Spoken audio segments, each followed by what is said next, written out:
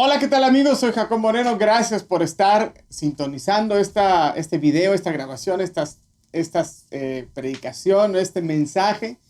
Para muchos de nosotros nos estamos acoplando a un sistema nuevo de conexión entre las personas.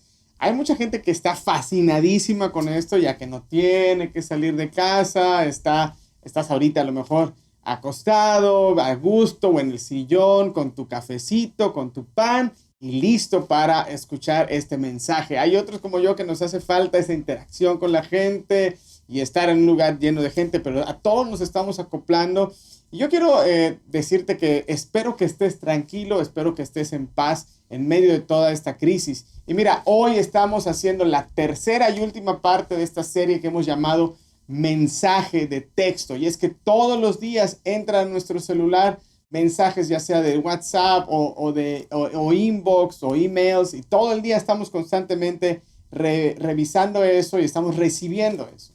Y si tú no estuviste aquí las dos primeras partes de la serie, quiero hacer rápidamente un pequeño repaso. Estábamos hablando el primer día precisamente eso, que te llegan mensajes y mensajes y mensajes, pero hay ciertos mensajes que pueden cambiar el rumbo de tu día. Te doy un ejemplo rápido. Si tú estás yendo a una reunión de trabajo que es fuera de tu oficina y de pronto un mensaje de WhatsApp de tu esposa que te dice, márcame, ahí ya sabes que todo va a cambiar. Y le marcas y resulta que uno de tus hijos se fracturó una pierna o algo así y tienes que ir a ayudarla. Cambia la dirección de tu día. Incluso hay mensajes que pueden cambiar no solo la dirección de tu día, sino la dirección de tu vida completa. ¿Por qué? Porque ¿qué tal si un día recibes un WhatsApp de un amigo que te escribe y te dice, oye, hace mucho que no te escribo y quiero hablar contigo porque tengo que proponerte algo? Y dices, ah, caray. Y resulta que te está proponiendo un trabajo en otro lugar donde tú te tienes que mover todo lo que haces y mueve y cambia por completo lo que es tu vida. Y mira, nosotros creemos que Dios nos ha mandado un mensaje de texto llamado la Biblia. Y ese es uno de esos mensajes que cuando llegan a nuestra vida puede cambiar el rumbo, no solo de nuestro día, sino de toda nuestra vida. Y creemos precisamente esto. El segundo mensaje que estuvimos aquí ya vía internet hablamos de cómo precisamente lo más interesante de la Biblia, lo más interesante de leer la Biblia es cuando descubrimos que somos parte de la trama, que tú y yo estamos involucrados en la trama de la Biblia. Mira, y hoy en esta tercera parte, realmente el tema, si, yo creo que tiene un potencial este tema que vamos a ver hoy, que te voy a platicar el día de hoy, porque si tú creciste en la iglesia, has escuchado, creciste escuchando algunas frases y sobre todo una frase muy importante que dice, la Biblia dice. Y al final de la semana pasada yo les hice una pregunta, les hice la pregunta que si la Biblia es suficiente para ser el cimiento de nuestra fe y que si podemos ponerla como el cimiento de nuestra fe. Y si, como te digo, si tú creciste como yo en la iglesia, escuchaste muchas veces esa frase, la Biblia dice. Y de hecho, cantábamos una canción, bueno, un canto, o nosotros le decíamos un corito. Yo me peleé un poquito con mi esposa de quién tiene la traducción correcta, pero yo la cantaba así, el coro decía así, Cristo me ama, Cristo me ama, Cristo me ama, la Biblia dice así. Y crecimos escuchando esto, la Biblia dice así. Y para toda duda que teníamos, para todo cuestionamiento que teníamos, íbamos con las personas que considerábamos sabias de la iglesia o los mayores, y ellos nos decían esta frase, es que la Biblia dice esto, es que la Biblia dice lo otro.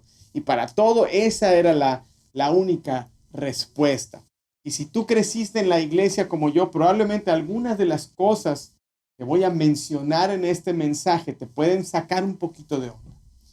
Pero si tú creciste en la iglesia y de alguna forma te alejaste de la fe porque en algún momento alguien comenzó a sembrar duda en ti de lo que la Biblia decía y quizá llegaste a la universidad y algún profesor que tenía más conocimiento que tú comenzó a sembrar esas pequeñas dudas y te comenzaste a alejar, de la fe, comenzaste a dudar, a lo mejor te alejaste dudando o a lo mejor te alejaste y no creíste.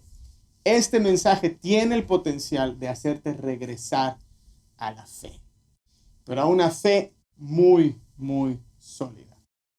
Y como te decía, algún momento de tu vida alguien pudo haber llegado a cuestionarte muy válidamente, con mucha validez, algunas cosas que suceden en la Biblia que no tienen un fundamento verdaderamente científico. Y tú no tenías respuesta para eso.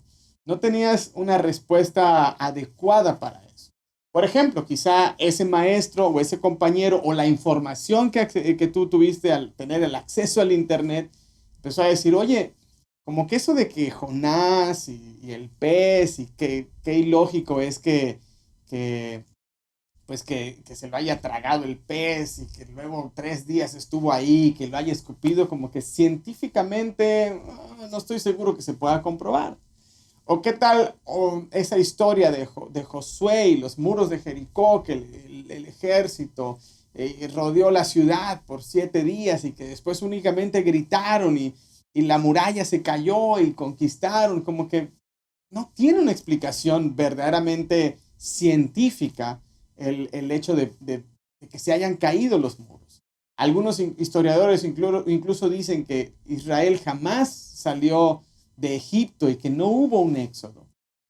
Y la Biblia te dice que sí lo hubo. La Biblia te dice que hubo un diluvio universal. Pero hay gente científicos que dicen que jamás hubo un diluvio universal. Hay gente que dice que el éxodo tampoco fue algo real. La arqueología no menciona nada de Jericó. Sin embargo, la Biblia lo dice. Y entonces es ahí donde comienzan a sembrarte esas dudas y tú quizá por eso comenzaste a cuestionar algo y alguna persona comenzó a cuestionar un poquito acerca de lo que es la Biblia y con una cosa ellos desacreditaban toda, pero toda la Biblia. Y este es el problema. El problema es creer que la Biblia es el cimiento del cristianismo.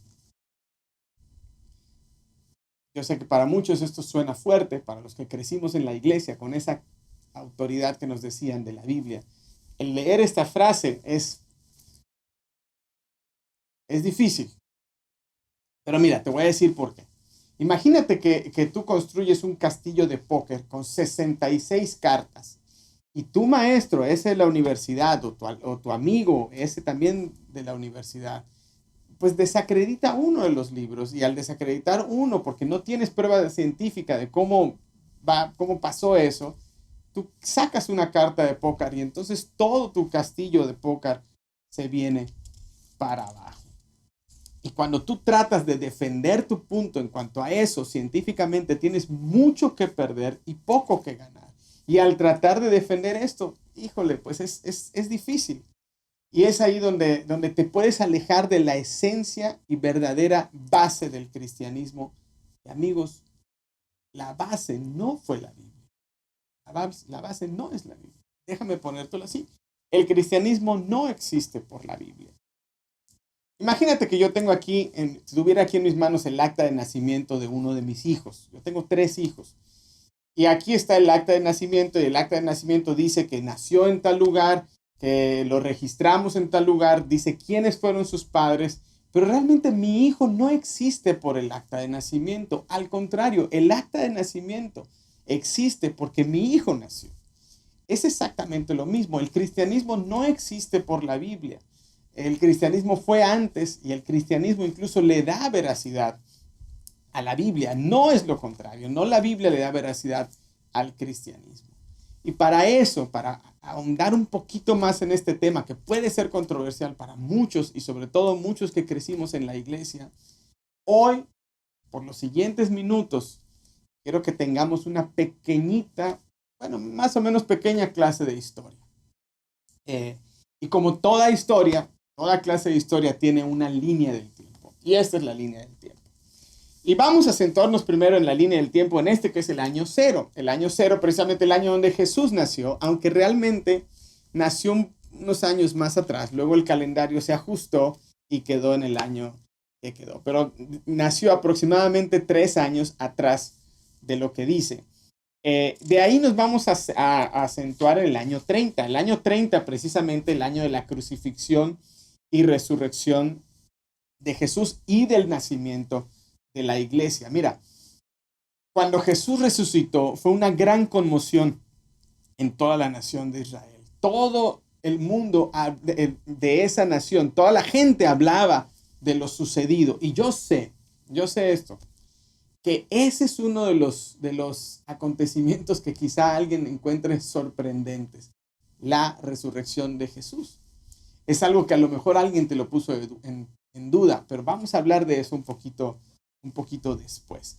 Y es más, tú puedes entrar a internet e incluso puede haber opiniones de gente que dice que Jesús jamás existió. Así te lo digo. Pero hay mucha más evidencia histórica de que sí existió a que no haya existido jamás. Hay mucho más. Son mucho más las personas que documentaron la existencia de Jesús en algún punto de la historia que los que afirman que fue una creación, que alguien lo inventó mucho tiempo después. Y mira, hablando acerca de precisamente de ese punto de la crucifixión y la resurrección, déjame decirte algo. El movimiento de la iglesia, el movimiento que Jesús inició, no tomó fuerza cuando Jesús murió, sino cuando resucitó. De hecho, porque sus seguidores, cuando lo vieron morir, en vez de decir, vamos a seguir con lo que enseñó nuestro maestro, en ese momento que lo vieron morir, ellos dijeron, aquí se acabó todo.